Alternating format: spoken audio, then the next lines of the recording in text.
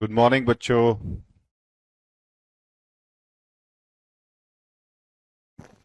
Good morning बच्चों, कैसे हैं आप सभी लोग? उम्मीद है सारे के सारे बढ़िया होंगे, बेहतरीन होंगे। एक बार जल्दी से बताइए, मेरा वॉइस कैसा आ रहा है आप लोगों को? कैसी आवाज आ रही है? उसके बाद आज की क्लास को शुरू करते हैं। उम्मीद है सारे के सारे बच्चे बढ़िया होंगे।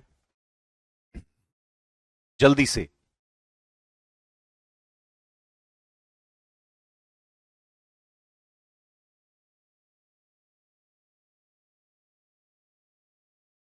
नहीं बच्चों, मेरे को कुछ इम्पोर्टेंट काम है। That's why. ओके है साउंड? चलिए, बहुत बढ़िया। तो देखिए, हमने एनसीएफ तो पढ़ लिया था, लेकिन हमने राइट टू एजुकेशन एक्ट 2009 नहीं पढ़ा था। तो उसको आज पढ़ेंगे, बहुत इंपॉर्टेंट है। बहुत सारी चीजें वहां से आप लोगों को क्लियर हो जाएंगी कि क्या क्या चीजें आपके एग्जाम में आ सकती हैं। और एक बार कमेंट करके जल्दी से बताइएगा कि नेशनल एजुकेशन पॉलिसी एनईपी 2020 भी इस क्लास में हुआ है या नहीं हुआ है, क्योंकि बहुत सारी क्लासेस में लेता हूँ। तो थोड़ा ध्यान से ये एक चीजें, तो वो अगर छूट गया तो वो भी जल्दी बताइएगा कमेंट करके, तो फिर उन दोनों को ही आज कंप्लीट कर लेंगे। लेकिन थोड़ा सपोर्ट करिएगा, थोड़ा चीजों को आराम से सीखिएगा। जल्दी करेंगे फिर। ठीक है। प्रैक्टिस बिल्कुल कराई जाएगी। इस हफ्ते के बाद आपकी प्रैक्टिस ही चालू होगी, या फिर ऐसा होगा कि मेरी क्लासेस अब बंद हो जाएंगी इस हफ्ते बाद, तो फिर लास्ट में करा दी जाएगी। ठीक है, दोनों ही नहीं हुए ना, तो दोनों ही आज मैं आपको करवाता हूँ। चलिए, पहले शुरुआत करते हैं right to education act, RTE से। बहुत अच्छा।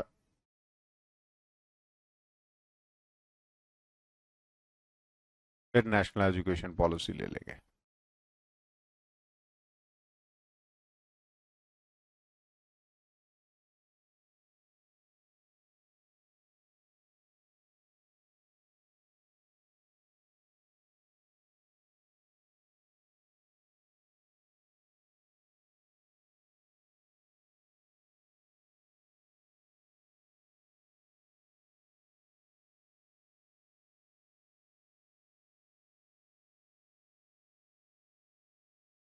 तो प्लीज नोट समझा दिए।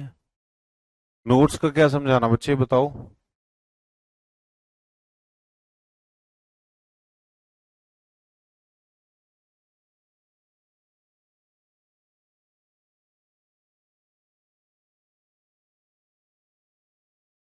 ठीक है बच्चों, आज हम पढ़ेंगे। देख सकता है बिल्कुल। नोट्स का क्या समझाऊं? क्या नोट्स नहीं मिल रहे क्या आपको? ये बोलो कि सर मुझे नोट्स नहीं मिल रहे, एक बार बता देता हूं। पूरे नहीं मिले? अच्छा, पूरे नहीं मिले, कल के ही अपलोड नहीं है, और शायद एक क्लास और छुट्टी होगी, उससे ज्यादा तो कोई छूटा ही नहीं है। उसमें क्या है, कई बार एक सेक्शन में दो दो क्लासेस के नोट्स भी डाले हुए हैं। तो आप उनको पूरा देखिए। कल का नोट्स मैंने अपलोड नहीं कराया है, मैं खुद बोल रहा हूँ ये बात। वो आज अपलोड हो जाएगा दोनों क्लासेस का। ठीक है। क्लास होगी आज के बाद, पूरा वीक होगी ये। दो क्लासेस और होंगी, लेकिन उसके बाद फिर जब आपका एग्जाम नजदीक आ जाएगा तब आपकी प्रैक्टिस क्लासेस होगी। ठीक है, पूरे नोट्स। नोट्स मैं बता रहा हूं, दो नोट्स छूटे हुए हैं, बस वो डालने, वो मैं डाल दूंगा। ठीक है। पता है मुझे कौन सी क्लास का नहीं है। थर्ड और फोर्थ क्लास का नोट्स आपको आज फिर से अपलोड करवा दूंगा, अगर आपको नहीं मिला तो। ठीक है।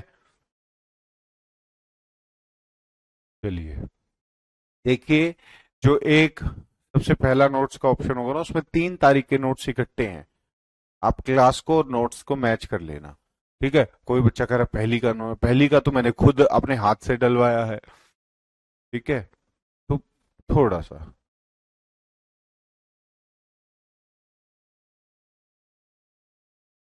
चलिए मैं एक बार ऐप में दिखा देता हूं आपको, पर मतलब बिल्कुल बच्चों वाली बातें कर रहे हो बच्चों आप। खुद एक बार देख लिया करो कि कितने क्लासेस हुए हैं।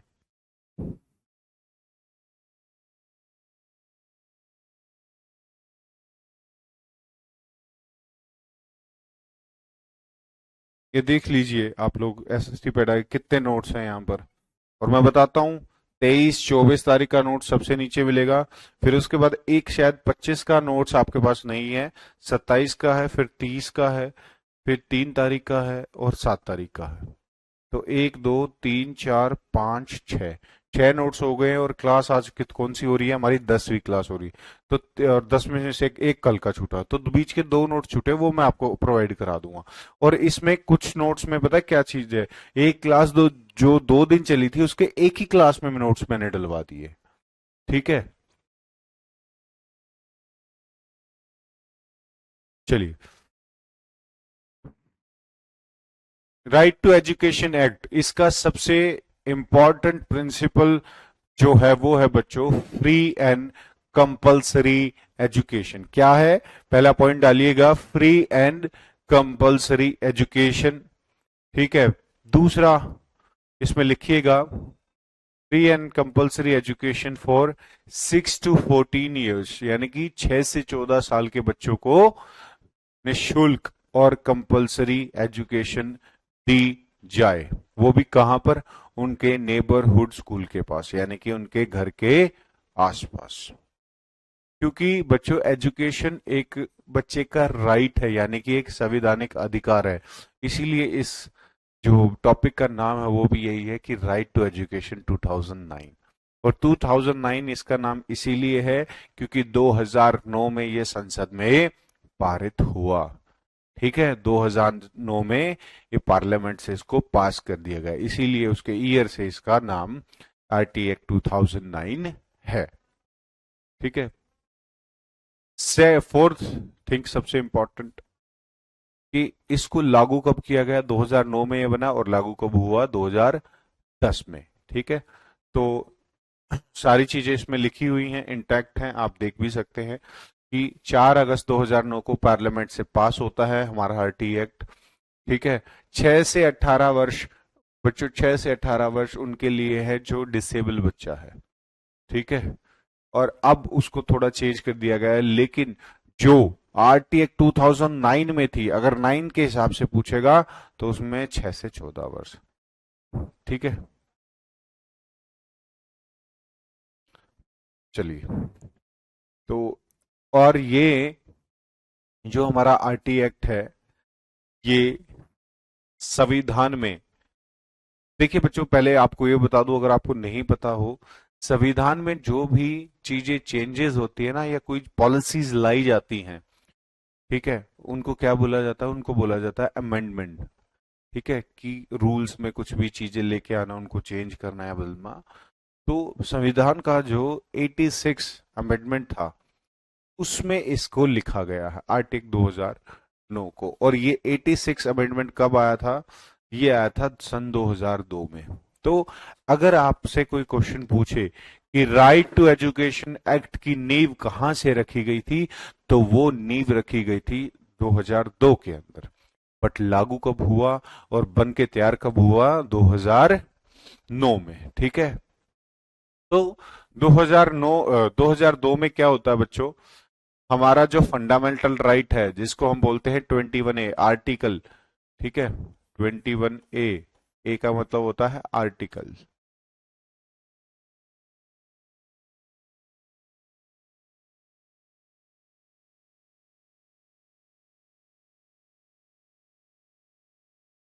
ठीक है, हमारा 21A आर्टिकल क्या कहता है कि हमें क्या क्या फंडामेंटल राइट है। इसमें हर तरीके का फंडामेंटल राइट आ जाता है, right for food, right for freedom, ठीक है, right for right for speak. ठीक है, तो राइट फॉर एजुकेशन भी इसी का एक पार्ट है, किसका, आर्टिकल 21A का। तो वो जो आर्टिकल 21A है वो क्या कहता है, और ये हमारे संविधान का कौन से पार्ट है, पार्ट थर्ड है ये। कौन सा पार्ट है, पार्ट थर्ड है।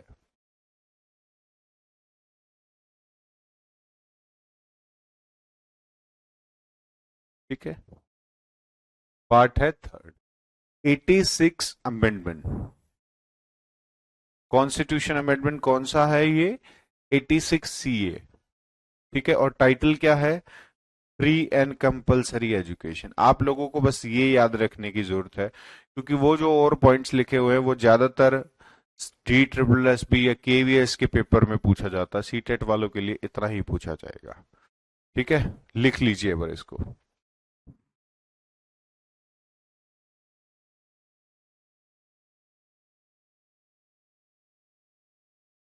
ठीक है, तो एक बार फिर से बता देता हूं बच्चे, जो हमारा राइट टू एजुकेशन एक्ट है उसको किसके अंदर डाला गया है, उसको आर्टिकल ए के अंदर लिखा गया है। आर्टिकल ए क्या है? आर्टिकल ए का नाम है फंडामेंटल राइट्स, यानी कि एक नागरिक के मौलिक अधिकार। ठीक है, उसमें जो 86वां अमेंडमेंट था, यानी कि 86 कॉन्स्टिट्यूशन अमेंडमेंट, वो उसका टॉपिक का नाम है फ्री एंड कंपलसरी एजुकेशन, यानी कि निशुल्क और अनिवार्य शिक्षा। उसके अंदर ही इसको डाला गया। एक बार जल्दी से उसको नोट डाउन। अभी भी इसमें कुछ समझ नहीं आया तो मेरे को जरूर बताइएगा।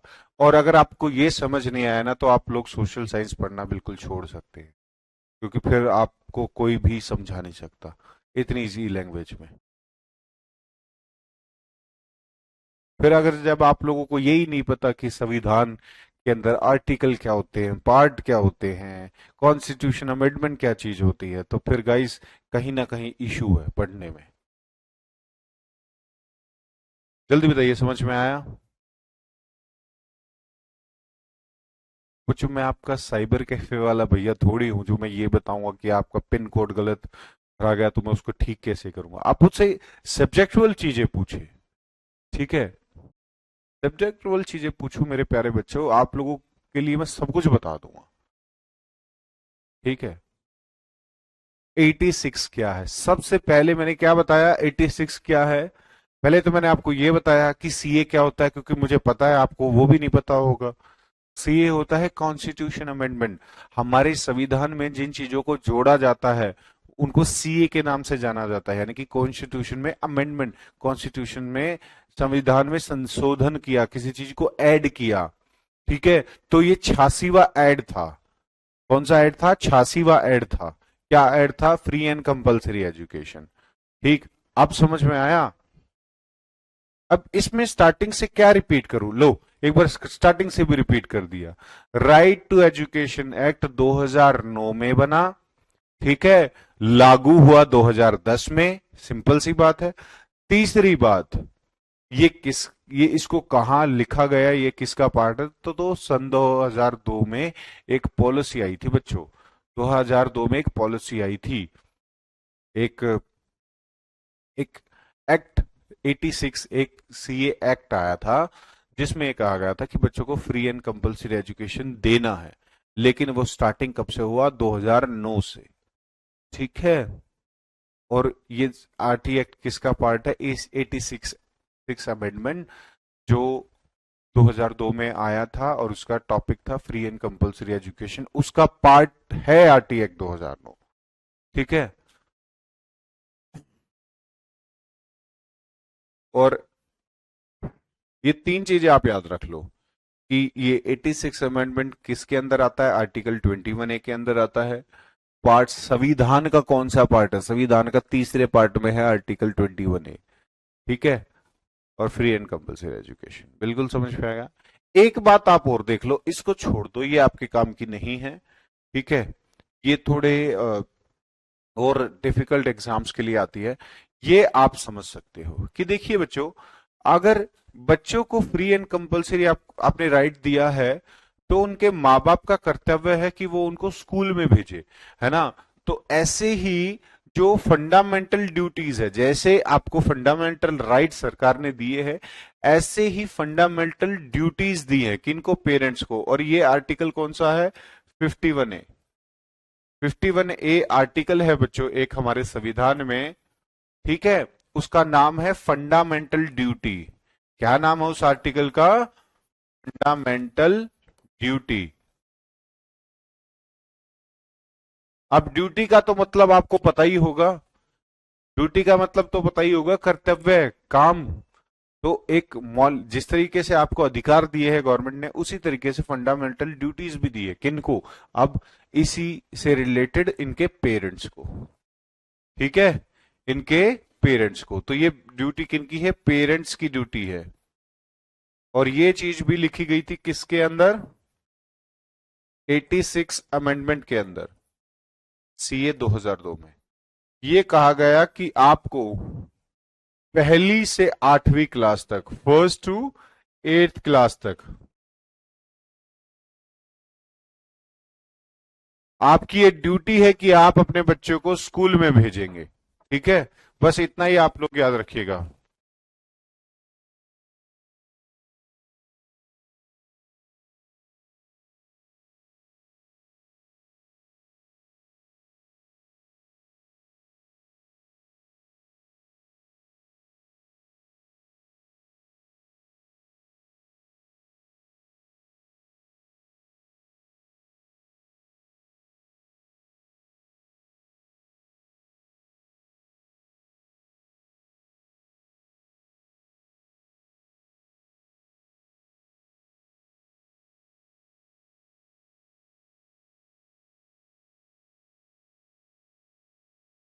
ठीक है, आया बच्चों समझ में? एक सेकंड बच्चों।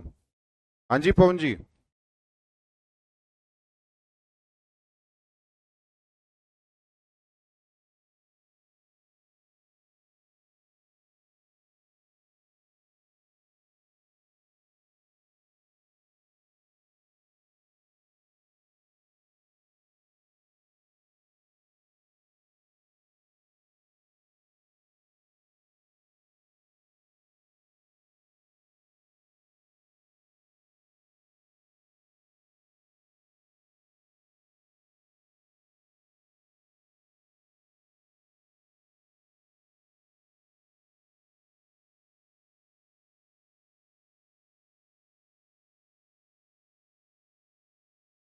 ठीक है, थोड़ा कुछ इंपॉर्टेंट कॉल्स आ गया था बच्चों, लेना जरूरी था।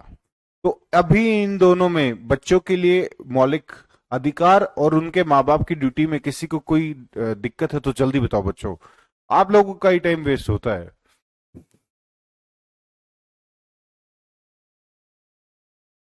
चलें? नो डाउट, बहुत बढ़िया। ठीक है, चलिए अब बात करते हैं कुछ मुद्दों की। अब आपको पता चल गया कि ये कब लागू हुआ, कैसे लागू हुआ, क्या क्या इसके मुख्य कार्य थे। अब बात करते हैं कि इसमें बच्चों कि बच्चे के लिए प्राइवेट स्कूल्स के अंदर क्या क्या रिजर्वेशन कराई गई।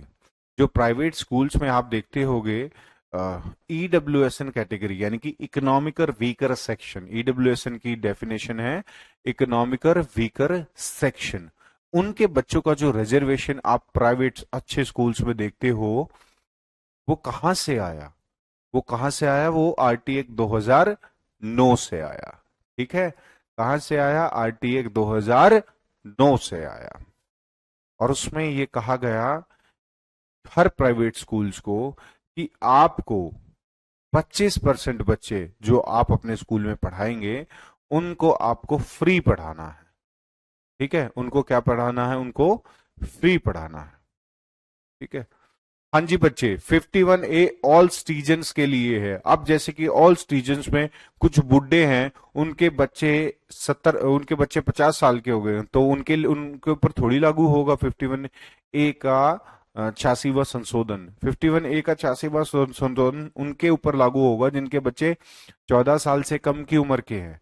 ठीक है, तो थोड़ा कॉमन सेंस लगाइए, किन किन स्टीजेंट्स पे वो लागू होगा। जिनके बच्चों की ड्यूटी उनको मिलेगी, उनके ऊपर लागू होगा। ठीक है,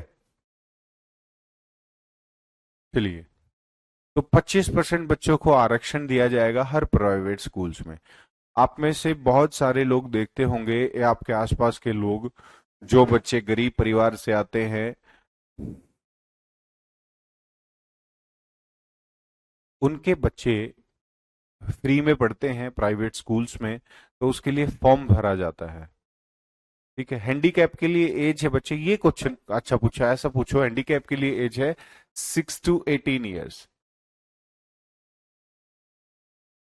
ठीक है, 6 to 18 ईयर्स थी हैंडीकैप के लिए एज, और नॉर्मल बच्चे के लिए थी 6 to 14 ईयर्स। अच्छा, तो इसके लिए स्पेशली फॉर्म्स निकलते हैं हर राज्य में, हर स्टेट में, जहां पर वो फॉर्म भर के बच्चा फ्री पढ़ता है उन स्कूल्स में। तो वहां पर पूरा लॉटरी सिस्टम से लिस्ट निकलती है कि इन इन बच्चों का नाम आया है इस स्कूल में पढ़ने के लिए। ठीक है, तो 25% का रिजर्वेशन आप लोगों को समझ में आ गया होगा बच्चों, या इसमें कोई डाउट है तो जल्दी बताइए।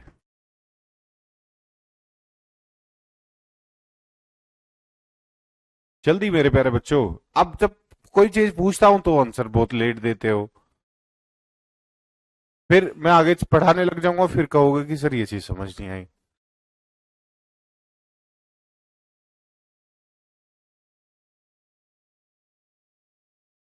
बिल्कुल,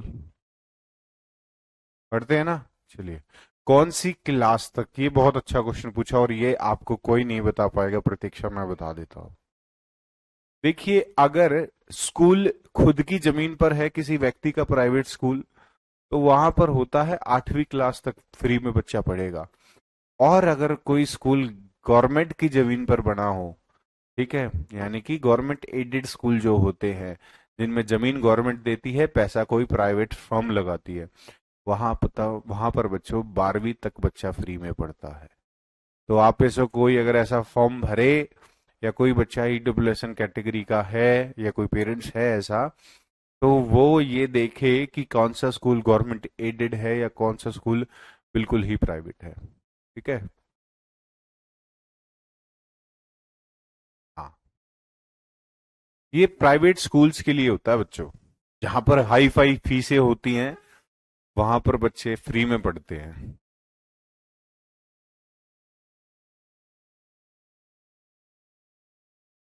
हाँ, अगर कोई स्कूल गवर्नमेंट की जमीन पर बना हो, तो वहां पर 12वीं तक बच्चा फ्री में पढ़ेगा, सेमी प्राइवेट, बिल्कुल 12वीं तक बच्चा फ्री में पढ़ेगा, नहीं तो 8वीं तक होता है। आ गया समझ में? चलिए, अब ये बच्चे स्कूल में पढ़ेंगे, इनके लिए भी बहुत सारे रूल्स बना रखे हैं आरटी एक्ट ने। कोई भी बच्चा फेल और स्कूल से निकाला नहीं जाएगा तब तक उसकी एलिमेंट्री एजुकेशन ना हो। अब इसमें सरकारी और प्राइवेट हर स्कूल आता है। एलिमेंट्री एजुकेशन कहां तक होती है बच्चों? 8वीं क्लास तक। 8th क्लास तक किसी बच्चे को हमें फेल नहीं करना है, और ना उसको स्कूल से निकालना है। क्यों नहीं करना है? क्योंकि हमें स्कूल के एनवायरनमेंट को प्रमोट करना है। हम ये सोचते हैं कि अगर बच्चा 8-10 साल स्कूल में आ गया ना, तो ना चाहते हुए भी अपना कुछ जमा घटाना करना तो सीख ही जाएगा। ठीक है, जमा घटा करना तो सीख ही जाएगा। ठीक। No child shall be fail और expelled from the school till the completion of elementary. अब 10th पॉइंट है कि जो ये ईडब्ल्यूएसएन वाले बच्चे प्राइवेट स्कूल में पढ़ते हैं ना, उनसे कोई डोनेशन नहीं लेना, कोई एडमिशन डोनेशन नहीं लेना। ठीक है, मैं यहां पर इसको प्रॉपरली लिख देता हूं, आपको समझ नहीं आएगा ऐसे। फॉर ईडब्ल्यूएसएन स्टूडेंट,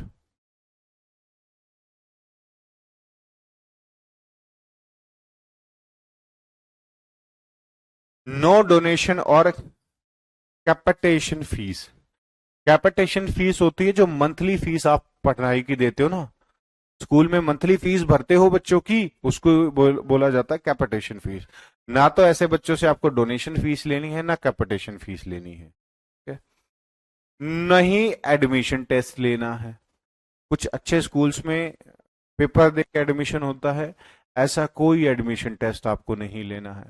ठीक है, तो ना कैपिटेशन फीस लेनी है। आप इसको मासिक फीस भी बोल सकते हो, मासिक शुल्क भी बोल सकते हैं हिंदी वाले बच्चों के लिए। ठीक है। हाँ, ठीक है, फिर देनी पड़ेगी 8वीं क्लास के बाद। और कुछ स्कूल्स में तो 12वीं तक ही बच्चा फ्री पढ़ता है। ईडब्ल्यूएसएन की फुल फॉर्म स्टार्टिंग से ही बता के चल रहा हूं, इकोनॉमिक वीकर सेक्शन। ठीक है, क्या है? इकोनॉमिक वीकर सेक्शन, आर्थिक रूप से जो परिवार गरीबी रेखा से नीचे होते हैं उनके बच्चों के लिए। ठीक है। कैपिटेशन फीस अगर बच्चों स्कूल वालों ने ले ली, तो अब जुर्माना भी सुन लो। ठीक है, जुर्माना लगता है कि अगर उसने फीस ले ली ना महीने की, जैसे महीने की 5,000 फीस थी, उसने ले ली, तो 10 गुना सरकार को वापस देनी पड़ेगी। कितनी देनी पड़ेगी फिर? 10 गुना, तो 50,000 तो उल्टी देनी पड़ेगी। डोनेशन फीस ले ली, तो डोनेशन फीस ले ली तो 25,000 की पेनल्टी लगेगी पहली बार। और अगर उस स्कूल ने दोबारा किसी और बच्चे से ले ली तो दूसरी पेनल्टी लगेगी 50,000। और अगर तीसरी बार किसी बच्चे से डोनेशन लिया तो उस स्कूल की मान्यता भी रद्द हो सकती है, स्कूल सस्पेंड भी हो सकता है। ठीक है। नहीं, यहां पर कोई एंट्रेंस एग्जाम नहीं देना होगा बच्चों को। ठीक है। क्या नहीं देना होगा? कोई एंट्रेंस एग्जाम नहीं देना होगा। बीपीएल कार्ड का मतलब होता है बिलो पॉवर्टी लाइन, गरीबी रेखा से नीचे। और कुछ?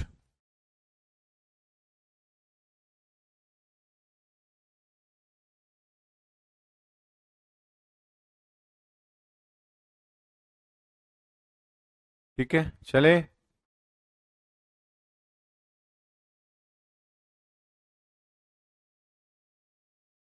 जिनकी इनकम आजकल तो ईडब्ल्यूएसएन की कैटेगरी 2.5 लाख रुपए से कम हो गया, आई थिंक। मेरे को एग्जैक्टली exactly पता नहीं है, बट 2.5 लाख से कम जिसकी साल की इनकम है वो उसके अंदर आता है।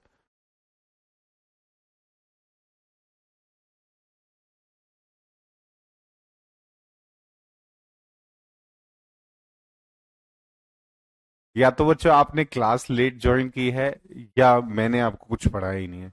अभी भी आप ये पूछ रहे हो तो कि ईडब्ल्यूएसएन क्या है? ईडब्ल्यूएसएन की फुल फॉर्म होती है बच्चों इकोनॉमिकली वीकर सेक्शन, यानी कि आर्थिक रूप से गरीब परिवार के बच्चे, आर्थिक रूप से गरीब लोग।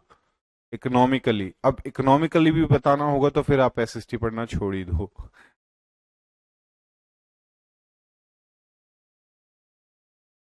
ठीक है, चले।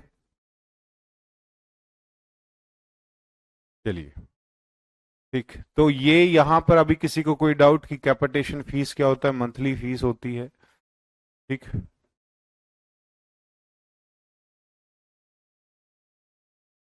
नहीं, अभी शायद उसी के ऊपर केस भी चला था मेरे को, जो हाँ जहां तक याद है, तो 2.5 लाख कर दी। पहले लाख रुपए से के आसपास थी, अब उसको 2.5 कर दिया गया। ठीक है।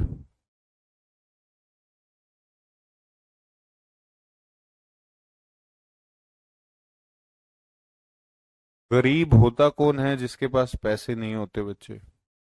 चलिए, अब ये तो आपने देखा कि क्या क्या राइट्स है और क्या क्या राइट्स नहीं है। अब 11वां पॉइंट देखिए कि राइट टू एजुकेशन एक्ट में जो स्टूडेंट टीचर टीचर रेशियो है वो भी उसी में लिखा गया कि हर बच्चे को अधिकार है कि वो ज्यादा बच्चों में ना पढ़े, यानी कि प्राइमरी के लिए 1/30, अपर प्राइमरी के लिए 1/35। ठीक है, 1/35। और अगर आपकी क्लास में 60 तक बच्चे हैं, या आपके स्कूल में 60 तक बच्चे हैं, तो मैक्सिमम आपके पास 2 टीचर होने चाहिए। अगर 60 से एक बच्चा भी ज्यादा हो जाएगा तो उस स्कूल में कम से कम 3 टीचर होने चाहिए। ठीक है। और अगर 90 से एक बच्चा भी ज्यादा हो जाएगा तो 4 होने चाहिए। ठीक। और अगर 121 से 200 तक टीचर अगर बच्चे होते हैं तो एक हेडमास्टर और 5 टीचर होने चाहिए। ठीक है। और 201 से 240 के बीच में 6 टीचर, अपर प्राइमरी हर विषय का एक अलग टीचर होना चाहिए। ठीक है। बाकी ये आपके आपके एग्जाम में नहीं आएगा।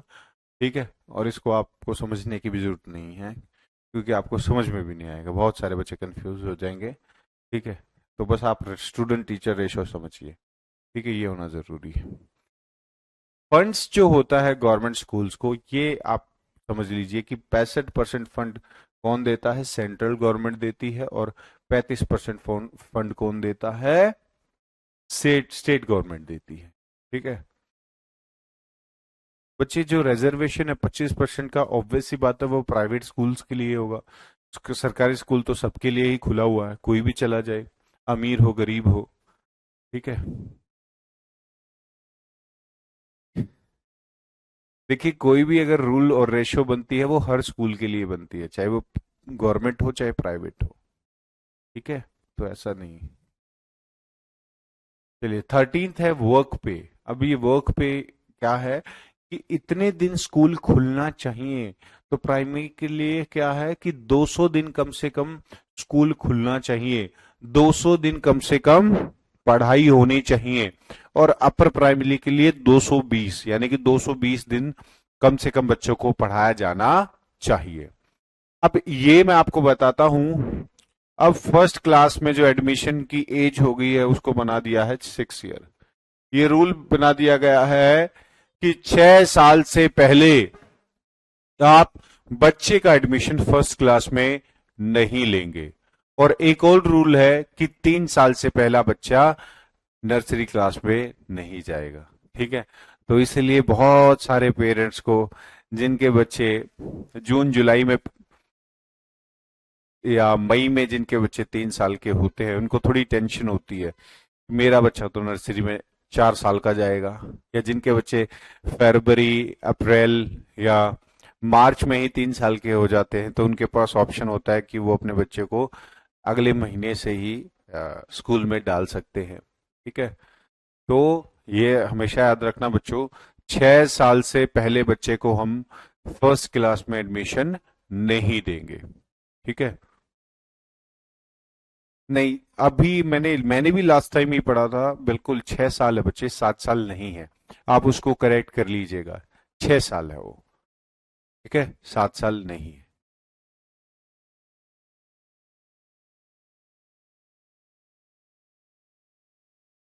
ठीक है। वो बच्चे आपके सिलेबस का पार्ट नहीं है, वो और डीप पार्ट है, वो वहां से आपको क्वेश्चन नहीं आएगा, दैट्स वाई मैंने उसको नहीं पढ़ाया। ठीक है।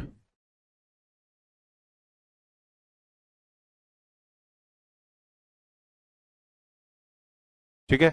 तो यहाँ किसी बच्चे को कोई डाउट की first 6 year and third year का, उसके बाद आगे चलते हैं।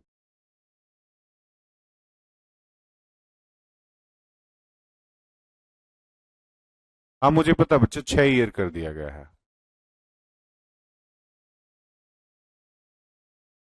सुना था, मैंने पढ़ा है बच्चे कि 6 साल है, आपने सुना था, मैंने पढ़ा है।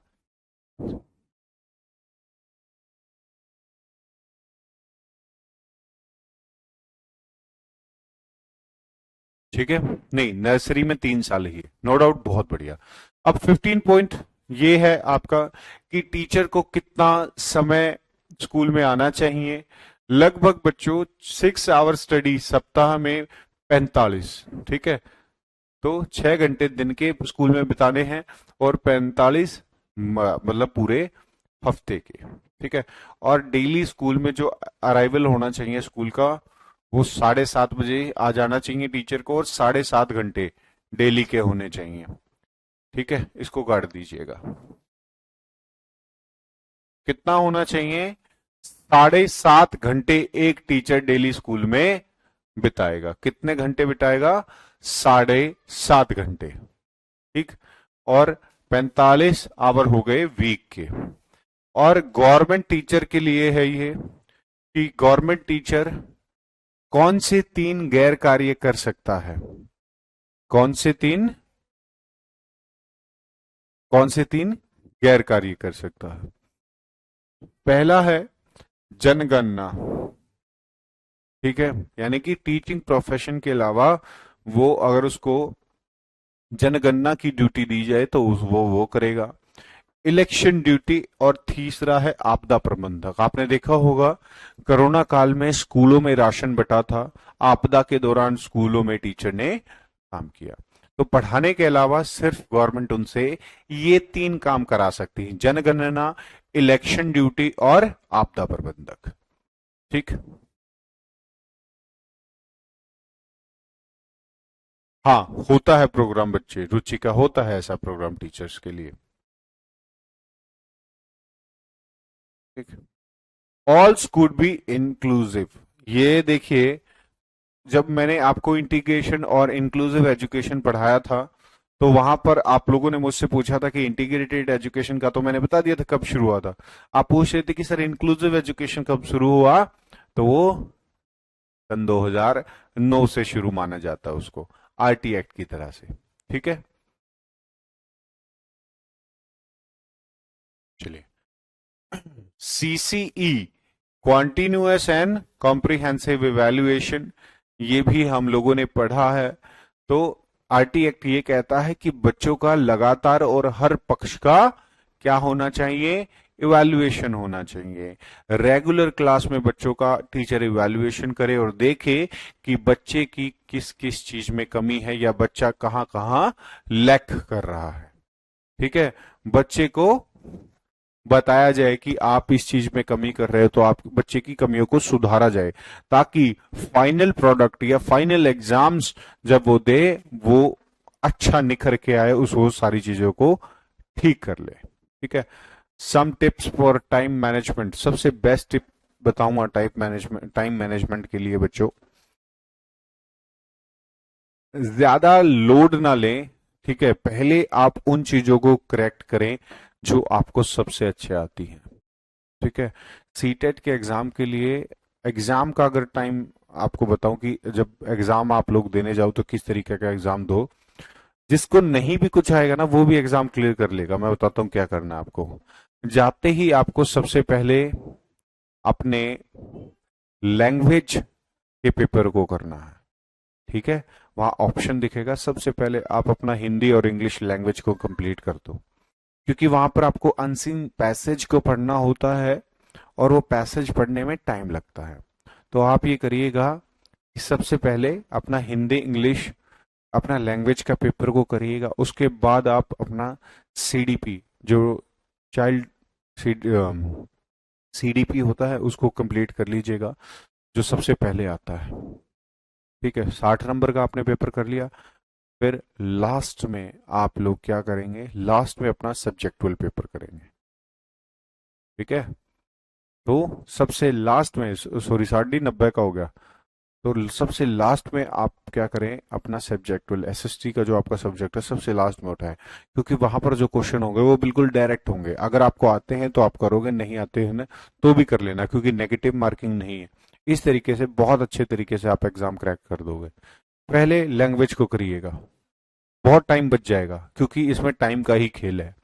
अगर टाइम आपके पास ज्यादा रहेगा तो आप सारे क्वेश्चन कर लोगे, बहुत इजी क्वेश्चन आते हैं, बहुत इजी, आराम से कर लोगे। शिवानी कुमारी बच्चे, सीसीई की फुल फॉर्म लिखी तो हुई है, थोड़ा खुद भी पढ़ लो। कॉन्टिन्यूअस एंड कॉम्प्रिहेंसिव इवैल्यूएशन, मजा मजा आता है, आप ऐसे छोटी छोटी चीजें पूछते हो। ठीक है, चलिए कोई नहीं। आरटी एक्ट 2009 के अंतर्गत शिकायत निर्वहन का उद्देश्य, ये क्वेश्चन आपसे आ सकता है। यानी कि बच्चों को स्कूल में कोई भी दिक्कत हो तो उन चीजों का, उन शिकायतों का निर्वहन कहाँ होगा, तो एनसीपीसीआर के द्वारा होगा। किसके द्वारा होगा, एनसीपीसीआर के द्वारा होगा। इस कमीशन के लिए मैंने भी काम किया हुआ है। ठीक है, तो स्कूल्स में जाकर सेमिनार्स ऑर्गेनाइज किए थे हमने इन्हीं के लिए, एनसीपीसीआर के लिए। तो एनसीपीसीआर की फुल फॉर्म है बच्चों, national commission for protection of child rights under RT act 2009। 2009 में ही इस कमीशन का गठन हुआ। इसका काम क्या था, चाहे बच्चों को प्राइवेट स्कूल्स में जो ईडब्ल्यूएस की कैटेगरी के बच्चों को कोई भी दिक्कत हो, वो दिक्कत सुधारना, बच्चों के साथ कोई भी मिसबिहेव स्कूल में हो तो वो शिकायत आप यहाँ पर कर सकते हो। ठीक है, बच्चों को स्कूल में एडमिशन नहीं मिल रहा, वो शिकायत आप यहाँ पर कर सकते हो। ठीक है, तो बच्चों से रिलेटेड कोई भी उनके राइट्स को आहत देती हो चीज, उसकी शिकायत आप कहाँ करोगे, एनसीपीसीआर में करोगे, वो भी किसकी, स्कूल से रिलेटेड। ठीक है,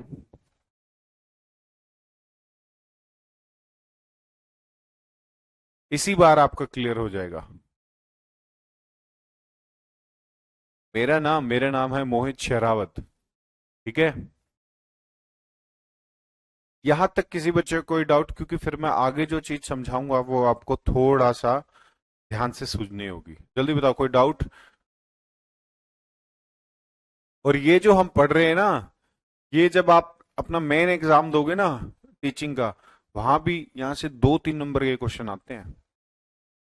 एनसीपीसीआर के बारे में बता दो बच्चों, एनसीपीसीआर एक ऐसा कमीशन है जहां पर स्कूल से रिलेटेड बच्चों को जैसे कि किसी ने, टीचर ने मार दिया हो या टीचर ने कुछ एक्स्ट्रा पनिशमेंट दे दी हो, या बच्चों को कहीं एडमिशन आ गया था लिस्ट में, नाम एडमिशन नहीं दिया हो, तो जो भी स्कूल में दिक्कत बच्चों को हो रही है, स्कूल के खिलाफ अगर आपको कंप्लेन देनी है, तो वो कंप्लेन कहाँ दोगे आप?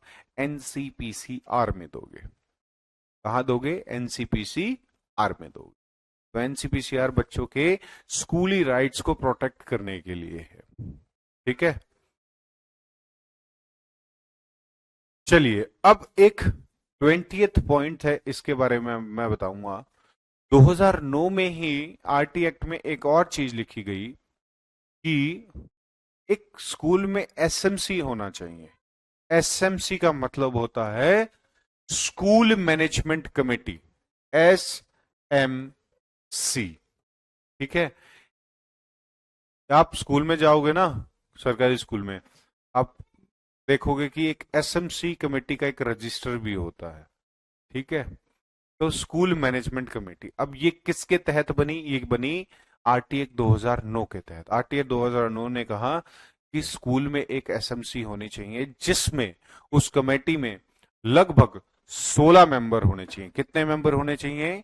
16 मेंबर होने। हाँ जी प्रतीक्षा बच्चे, एनसीपीसीआर दोनों के ही, गवर्नमेंट प्लस प्राइवेट स्कूल, दोनों के ही राइट्स को प्रोटेक्ट करता है बच्चे के। ठीक है, तो 20th पॉइंट क्या कह रहा है कि एक कमेटी का गठन होगा, एसएमसी, जिसमें बच्चों क्या होगा? 16 मेंबर होंगे। और 16 में ये कहा गया कि जो 75% मेंबर होंगे वो होंगे उसी स्कूल में पढ़ रहे हुए बच्चों के माँ बाप, यानी कि पेरेंट्स। ठीक है, इन 16 में से 75% लोग कौन होंगे? उन्हीं स्कूल में पढ़े हुए उन बच्चों के माँ बाप। तो कितना हो गया? 12 पेरेंट्स होंगे। 16 मेंबर्स की टीम में 12 पेरेंट्स होंगे। ठीक है, नहीं ज्यादातर एसएमसी प्राइवेट स्कूल्स में भी बनाई जाती है, लेकिन ज्यादातर आपको देखने को गवर्नमेंट स्कूल में देखने को मिलेगी एसएमसी। ठीक है, देखिए फिर प्राइवेट स्कूल अपने रूल अपने हिसाब से चीजों को करता है। बहुत सारी चीजें होती है, ऐसे ही स्कूल को नहीं बंद किया जाता। आप फिर जब ये चीजें कोर्ट केस और ये सारी होती है तो वो देखते हैं कि कितने बच्चों का करियर बर्बाद होता है उसके साथ ही साथ। तो बहुत सारी चीजें देखनी होती है। ठीक है, पर आप फिलहाल इसके बारे में देखिए, ये मत पूछिए कि इसको लागू तो अब सरकार ने कोई रूल बताया हर स्कूल फॉलो थोड़ी कर रहा है। हर जगह हर चीज फॉलो होती है। आज भी सरकारी स्कूल में 1:30 का रेशो है, पर रेशो कितना होता है बच्चों का? 40-40, 50-50 बच्चा एक टीचर पढ़ाता है, अगर आप रियल एग्जाम्पल देखोगे तो इन चीजों को आप भूल जाइए कि होती है। बट अब उनकी शिकायत कौन करे, टेंशन कौन दे? ठीक है, तो पहले आप फिर इस चीज पर फोकस करिए। एसएमसी होती है बच्चे स्कूल मैनेजमेंट कमेटी। ठीक है, इसी के बारे में बता रहा हूँ। इसमें 16 मेंबर होते हैं, जिसमें 12 पेरेंट्स होते हैं, 2 टीचर होता है, एक प्रिंसिपल, और एक होता है उस लोकल एरिया का रिप्रेजेंटेटिव। रिप्रेजेंटेटिव जैसे कि अगर कोई स्कूल वहां के लोकल एमएलए के अंडर आता है, यानी कि गवर्नमेंट के अंदर आता है, स्टेट गवर्नमेंट के अंदर आता है, तो वहां पर क्या होगा? एमएलए किसी भी अपने एक रिप्रेजेंटेटिव को उस स्कूल की कमेटी का मेंबर बना सकता है। या कोई एमसीडी का स्कूल है, यानी कि लोकल म्युनिसिपल कॉरपोरेशन का स्कूल है, तो एक म्युनिसिपलिटी का रिप्रेजेंटेटिव वहां पर उस स्कूल का मेंबर बनेगा। ठीक है, चलिए, तो इनका काम क्या होता है? अब एसएमसी के काम मैं आपको बताता हूँ। सबसे बड़ा काम होता है स्कूल इम्प्रूवमेंट का, यानी कि स्कूल के इंफ्रास्ट्रक्चर को, या स्कूल में हम क्या चीजें करें कि जिससे स्कूल में इम्प्रूवमेंट देखने को मिले। तो एसएमसी क्या बनाती है? स्कूल के इम्प्रूवमेंट प्लान बनाती है। क्या बनाती है एसएमसी? स्कूल का इम्प्रूवमेंट प्लान बनाती है। ठीक है, एंड दूसरा उसको लागू करती है। पहले प्लान बनाएगी और उसको लागू करने में हेल्प करेगी। ठीक है, और यही आरटी एक्ट में कहा गया कि पनिशमेंट बैन है। आज से बच्चों को कोई हरासमेंट नहीं देनी है, कोई थप्पड़ घूसे नहीं मारने हैं। बैन कॉर्पुलर पनिशमेंट, यानी कि स्कूल में ना तो बच्चों को ऐसे हाथ ऊपर करके खड़ा रखना है, ना उनको मुर्गा बनाना है, ना उनको कुर्सी बनाना है। ठीक है, ना उनको पीटना है, ना उनको डंडे मारने हैं। आपको कोई भी कॉर्पोरल पनिशमेंट बच्चों को नहीं देनी, यानी कि कोई भी शारीरिक दंड और मानसिक दंड कुछ भी नहीं बच्चों को देना है। ठीक है, बच्चे खुले घूमेंगे, ऐश करेंगे, मौज करेंगे। ठीक।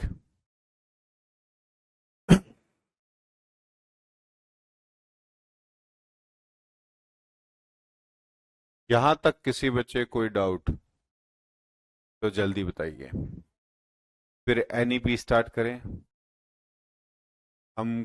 चलिए, फिर नेशनल एजुकेशन पॉलिसी 2020 पढ़ेंगे।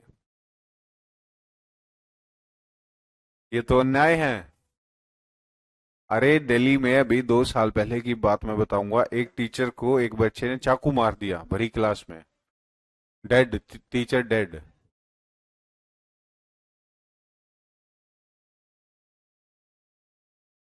हकीकत बात है ये। बच्चे के तो मजे ही हैं, बच्चे के मजे हैं आज के समय में। किसी टीचर ने किसी स्टूडेंट को मार दिया, ऐसे तो अभी भी बहुत टीचर स्टूडेंट्स को मारते, पर इतना ज्यादा बखेड़ा नहीं होता। अब क्या हुआ था अभी, एक बार तो अभी नोएडा की बात मैं बता रहा हूँ, दिल्ली एनसीआर का इलाका पड़ता है नोएडा। वहां क्या हुआ, एक टीचर ने गुस्से में बच्चों को छत से फेंक दिया। हकीकत बात है ये। एक टीचर ने बच्चों को छत से ही फेंक दिया था। तो उसके ऊपर एक्शन हुआ, सस्पेंड वगैरह हुई वो। बट देखिए, आप अपने बच्चों को फेंक के देखिए इस तरीके से, तो टीचर को भी थोड़ा सोचना सही है। ठीक है, एक बार फिर से समझा दो प्रिया बच्चे, क्या समझा दो आप मुझे ये बताया करो। हरासमेंट आर्टिकल मीनिंग, ये आर्टिकल बनाया गया था हरासमेंट आर्टिकल 29, आर्टिकल 39 कि हमें हरास नहीं करना है बच्चों को। ठीक है,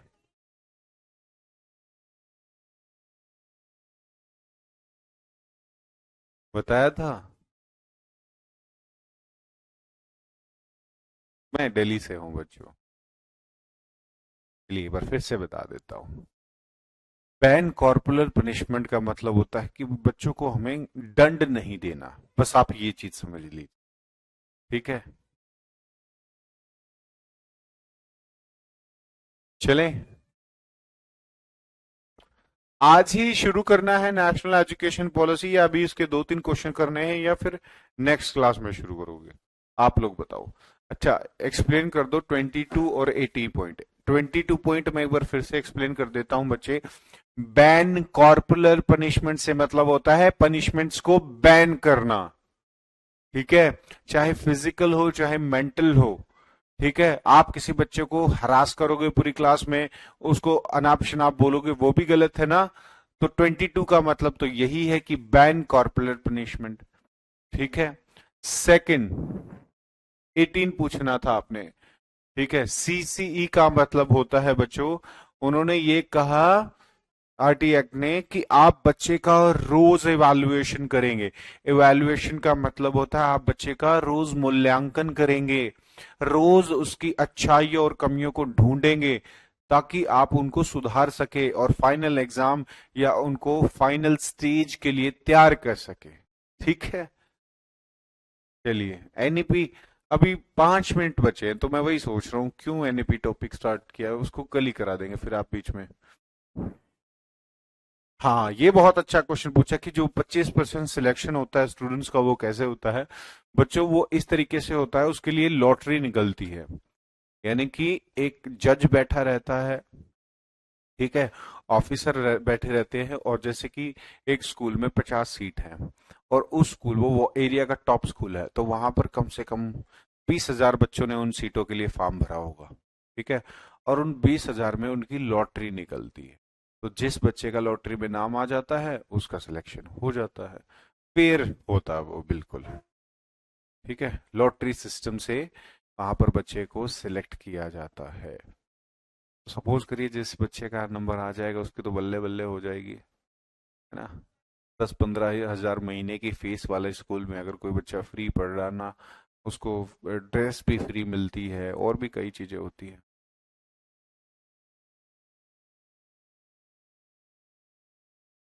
नो,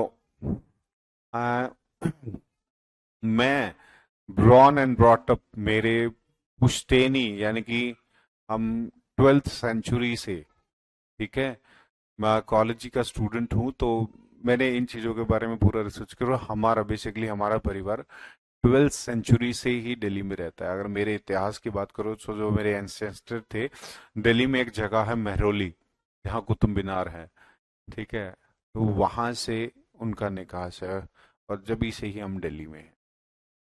ठीक है, टॉपिक के क्वेश्चन करा देता हूँ, चलिए एक आधे।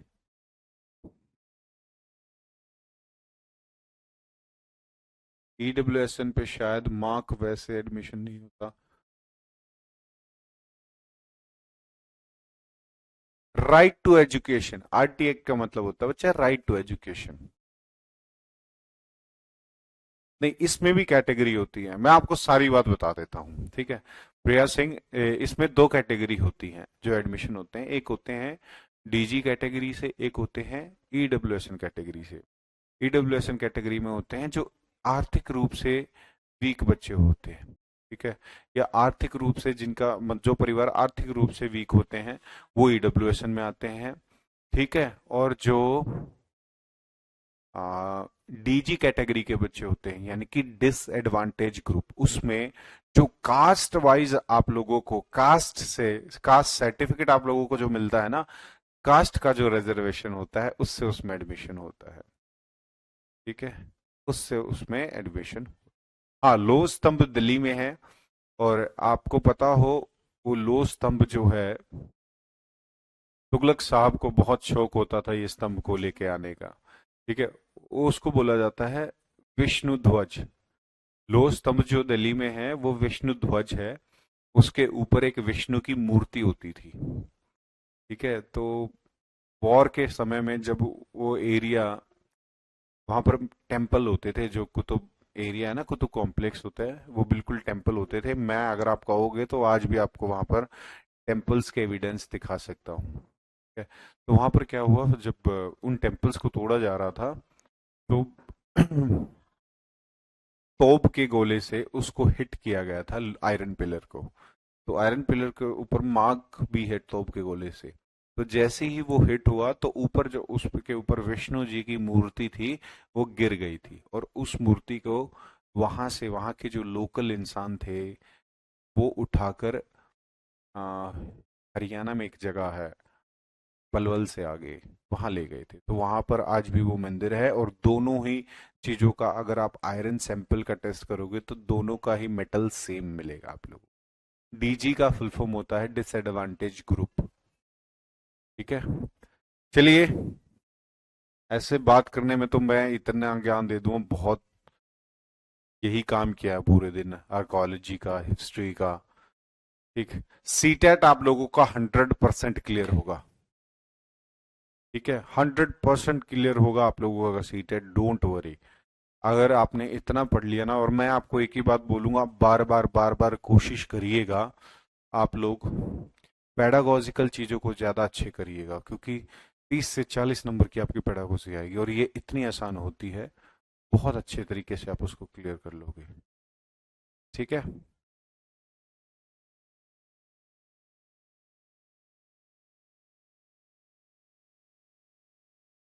हाँ, एक्ट और रूल की एक लिस्ट, चलिए आप लोगों के लिए बना देंगे एक्ट और रूल की एक लिस्ट, और क्या करेंगे, मालिक हो आप लोग, आप लोगों को। मैं मिठाई खाता नहीं हूँ, ठीक है, और मिठाई से वेट बहुत जल्दी गेन हो जाता है, अभी भी मेरा 100 kg के आसपास वेट होगा, बट लगेगा नहीं आप लोगों को, बिकॉज आई एम 6'1". ये नोट्स आज के अभी डाल दूंगा मैं, ठीक है। चलो, आज और बातें ज्यादा हो गई हैं, और भी किसी को कोई डाउट हो तो पूछ लो।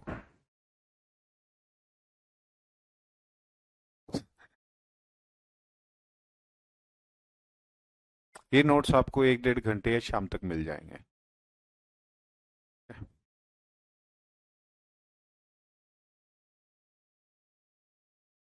टीचिंग एप्टीट्यूड्स पेडागोजिकल होता है कि किस तरीके से आप टीचिंग करते हो, पढ़ाने का तरीका। CC एक्सप्लेन कर देते हूँ। CC का मतलब होता है बच्चे, कॉन्टिन्यूअस मतलब लगातार, कॉम्प्रिहेंसिव मतलब हर पक्ष का, चाहे वो शैक्षिक हो या सह शैक्षिक हो, फिजिकल हो, मेंटल हो, ठीक है, स्पोर्ट्स का हो या करिकुलम बेस्ड सब्जेक्ट का हो, हर चीज का इवैल्यूएशन होना चाहिए। यानी कि बच्चे को बार बार आपको मापना चाहिए, ताकि उसकी प्रोग्रेस का पता लगा सके और उसकी प्रोग्रेस को आप अच्छा कर सके। ठीक है।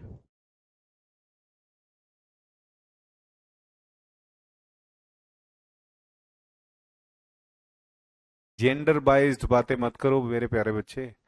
गर्ल एजुकेशन क्या सभी बच्चों के लिए? गर्ल बॉयज क्या हुआ इसमें?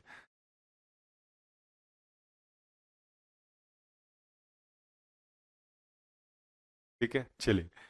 राम राम, नमस्कार, आप सभी को मिलते हैं आप लोगों से कल।